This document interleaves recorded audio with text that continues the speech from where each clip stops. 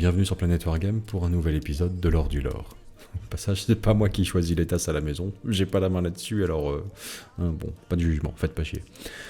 Bien, quelle est la plus grosse créature de tout l'univers de Warhammer 40 000 ? Je précise.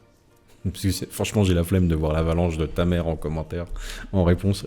Donc, dans l'univers de Warhammer 40 000, celui qui répond ça, je le banne. Pour hors sujet. La blague est pas valide. Elle est très drôle devant, mais elle est pas valide. Bon, allez, on y va. Vous avez suffisamment réfléchi ? Allez, je pense que c'est bon. Baleine de l'espace. J'en ai vu des superbes fonds d'écran dans ma vie, mais alors celui-ci, c'est le plus majestueux d'entre tous. Je vous le filerai pas, c'est mon fond d'écran, il est beaucoup trop stylé. Donc, dans l'univers de Warhammer 40 000, il y a dans le vide spatial des baleines d'une échelle qui défie l'entendement. Voilà, c'est tout pour moi. Allez, salut. Non, on va développer un petit peu quand même. Alors, ces créatures sont assez mystérieuses. Il y a plusieurs évocations, voire petites apparitions de ces baleines de l'espace, baleines du vide, ce serait la traduction plus littérale, Void Whales. On va les parcourir ensemble, mais bon, pour donner une idée, déjà au niveau perception, leur origine, mystère. Elle serait peut-être née du warp, et puis oscillerait entre un coup dans le warp, un coup dans l'espace matériel, se baladerait comme ça de l'un à l'autre. Mystère, on ne sait pas trop. Au niveau des échelles, des tailles, on est sur 12 000 milles impériaux là, de longueur, ce qui nous fait à peu près un équivalent de 20 000 km de long. Alors, 20 000 km de long, on a parfois du mal à se représenter. La Terre, la planète Terre, fait 13 000 km de diamètre. Voilà. Le diamètre. Donc si on la représente sur un plan, c'est plus simple pour se le figurer en général. C'est une carte de la galaxie en 2D, très pertinent. Le cercle de la Terre, il va faire 13 000 km de large. Au diamètre, enfin j'ai pas besoin d'expliquer diamètre en fait, je sais pas pourquoi je m'acharne à devoir l'expliquer. Bon. Mais 13 000 de large, ça vous en laisse encore 7 000 gentiment pour la queue de la baleine, quoi. Bon, c'est pour donner une idée. Hein. Du coup, ces créatures sont si gigantesques qu'elles abritent leur propre écosystème, en fait, aussi bien à l'intérieur de leur corps, dans leur bouche, façon Pinocchio, quoi. Il y a des êtres vivants à l'intérieur, il y a toute une vie, en fait, dedans, mais aussi à leur surface. Ouais, en fait, il faut plus penser planète vivante, de forme oblongue, que créature géante. On en est là. Allez, quelques petites images. Donc ça va être une de leurs représentations qui va être issue, je crois, des jeux BFG, tout simplement. Ça va être une des représentations les plus directes, pleine et entière, qu'on puisse avoir. On va avoir également... là, ça c'est issu du livre de base de la 5e édition, où on a tout un bordel, espèce de cartographie semi-chronologique orc, avec leurs différentes campagnes, etc. Et là, on distingue assez clairement, ici, comme vous pouvez l'observer. Ouais, je vais même, hop là, vous mettre un peu plus, comme ça, qu'on n'en perde pas une miette. Une de ces fameuses baleines du vide, une de ces fameuses baleines spatiales, qui, en l'occurrence, a dévoré la bande de guerre de Asgra le Slasher. Représentation alternative, plus en mode carte marine à l'ancienne, avec les monstres mythologiques plus ou moins au milieu des eaux. Mais pourquoi pas ? C'est une représentation qu'on peut s'amuser à prendre un petit peu plus littéralement, avec là une variation, l'espèce de leurre, on va dire, des créatures des profondeurs, hein, ici. Donc voilà, une autre représentation qui n'a pas grand chose à voir avec Warhammer 40 000, mais simplement que je trouvais être une alternative intéressante au design plus de cachalot qu'on a vu en premier lieu. Hein. Donc voilà, et puis pour le reste, c'est votre imagination qui fait le travail, toute forme, toute inspiration est valide, je pense. Hein. Il peut en exister plusieurs espèces ou sous-espèces. On l'imagine bien volontiers. À partir du moment où on se figure des baleines géantes, errant, dérivant, comme ça, se baladant dans le vide spatial, hein, je pense que bon, on peut imaginer bien des choses assez permissives, quoi. Dès lors qu'on est dans un univers qui admet ça, ma foi, il peut s'en passer des choses. Alors, bon, elle figure dans quelles histoires? Eh bien, dans le codex Space Wolves de 5e édition, ils en ont fait péter une, ces cons-là. Non mais... alors pas seulement pour le plaisir ou pour troller, pas seulement parce qu'ils étaient bourrés à la bière fenrisienne, non, parce que elle avait fait un séjour visiblement dans le warp dont elle était ressortie corrompue, cette baleine, et elle abritait, comme on le disait plus tôt, hein, c'est plus une planète itinérante qu'autre chose, hein, une baleine comme ça. Elle abritait tout un peuple dessus de créatures, elles-mêmes teintées d'énergie warp, qui s'appelaient les Remora.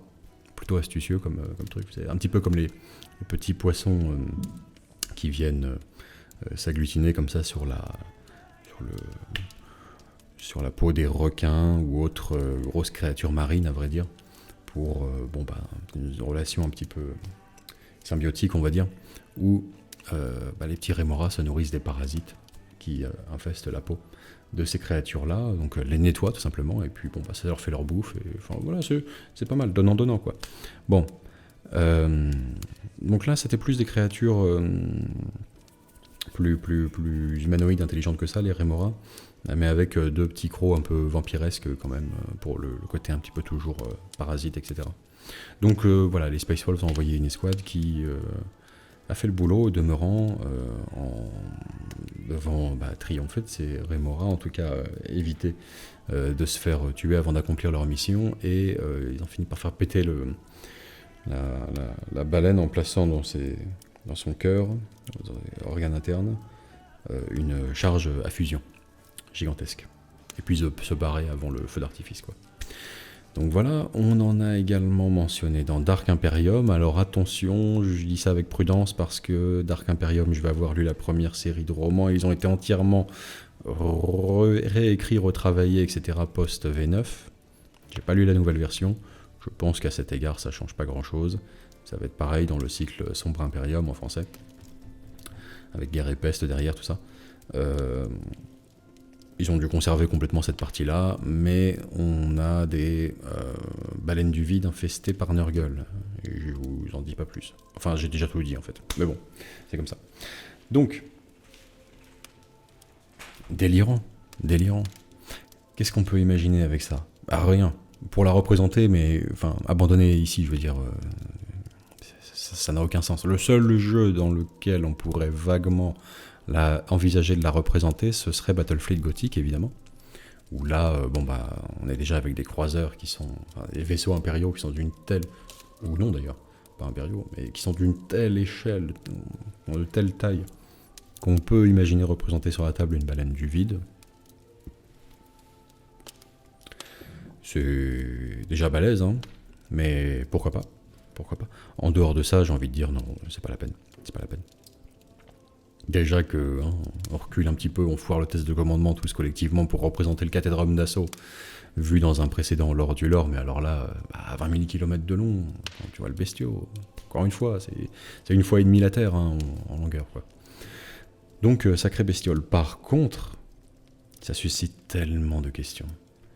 De quoi se nourrissent-elles? Sont-elles plutôt passives, comme ça, migrants selon les courants stellaires, les courants du warp? Par quoi et comment ont-elles été engendrées? Est-ce que c'est là une cristallisation d'une forme de peur ou d'émerveillement typique des marins depuis la nuit des temps, et puis qui se serait un petit peu perduré, et peut-être même gagné en ampleur avec la conquête de la Voie lactée, et puis tous les marins finalement à bord des vaisseaux spatiaux. On sait pas. Bon. Est-ce qu'il est possible de les corrompre, de les utiliser, de les apprivoiser d'une manière ou d'une autre? Ça me paraît délicat. Bien qu'encore une fois, je vous renvoie à Dark Imperium peut-être pour ça. Mais on peut imaginer ces grosses baleines d'une manière ou d'une autre, corrompues par le chaos. Bon, pourquoi pas. C'est pas franchement le plus excitant en soi, je trouve. Au naturel, tel quel, c'est encore là où c'est le plus glorieux, très franchement.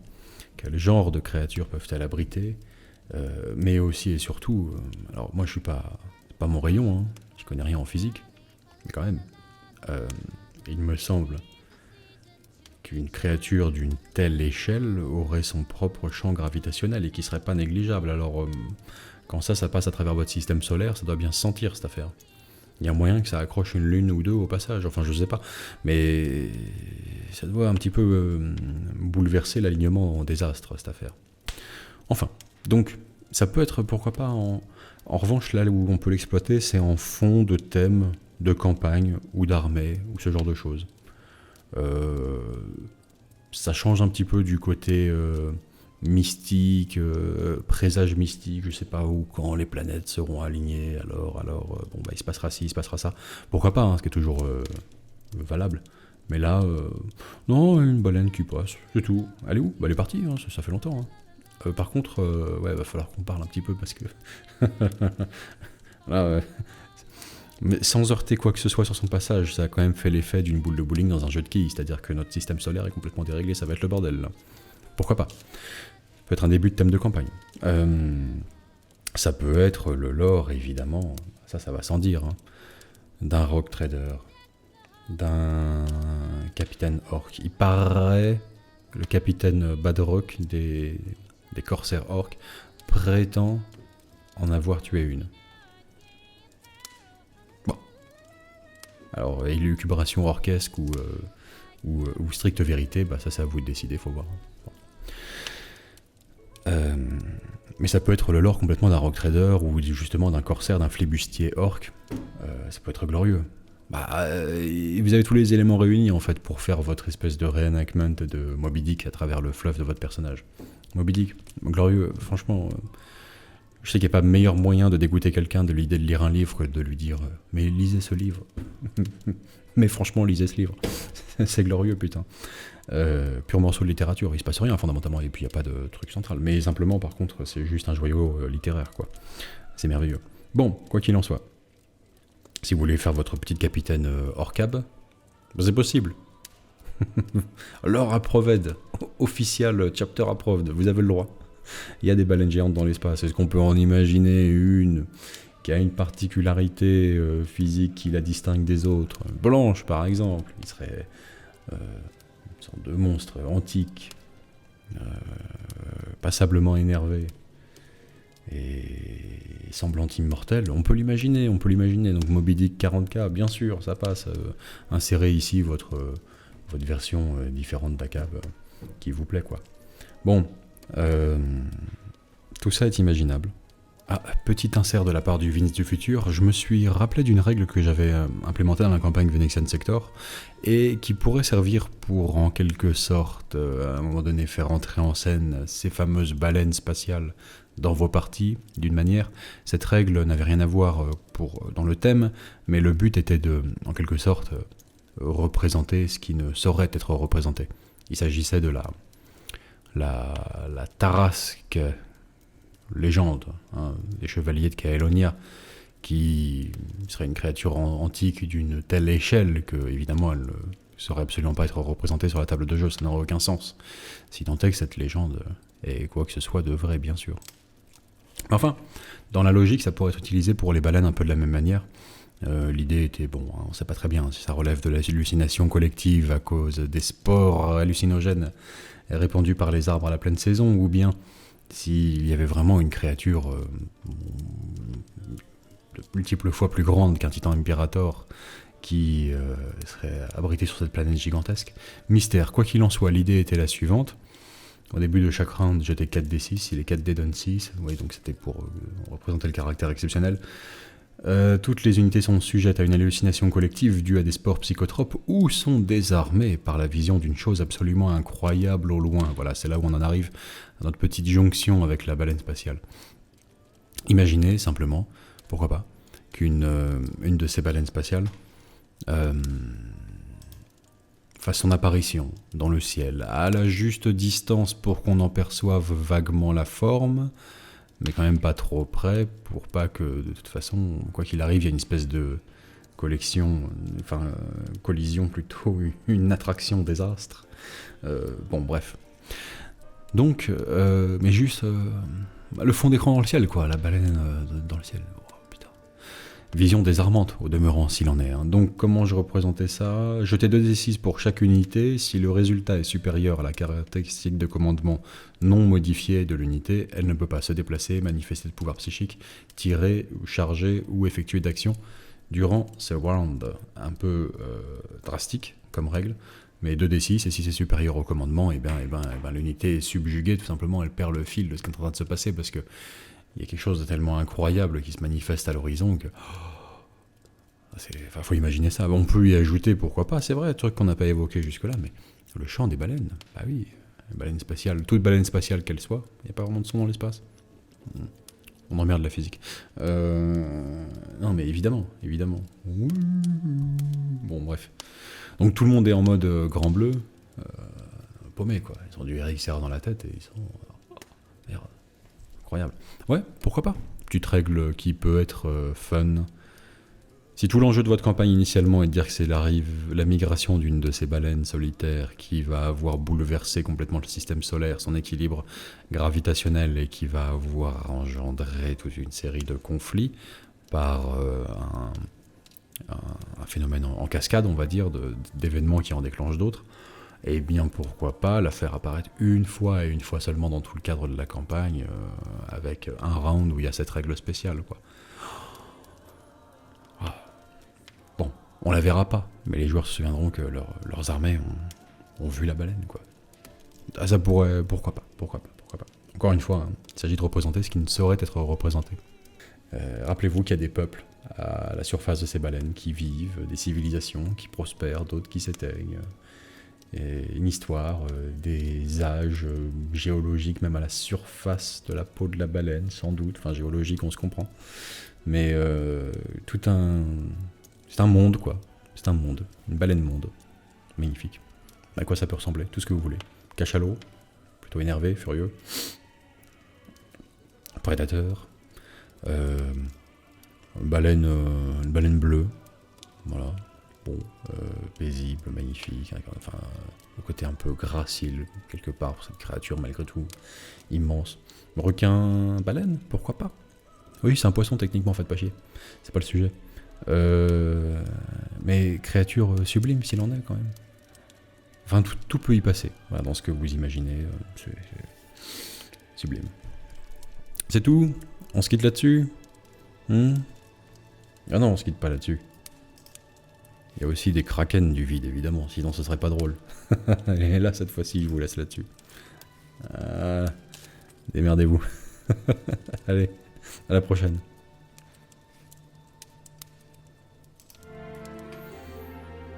Et je rappelle que j'offre Bianca Minetti, toute la suite des Minetti, leur Land Raider, par tirage au sort à l'un de nos soutiens qui nous rejoindra avant le 24 décembre. Voilà, c'est mon petit cadeau de Noël à moi. Ça fera un heureux élu avec tous les Minetti, les figurines originales sous le sapin.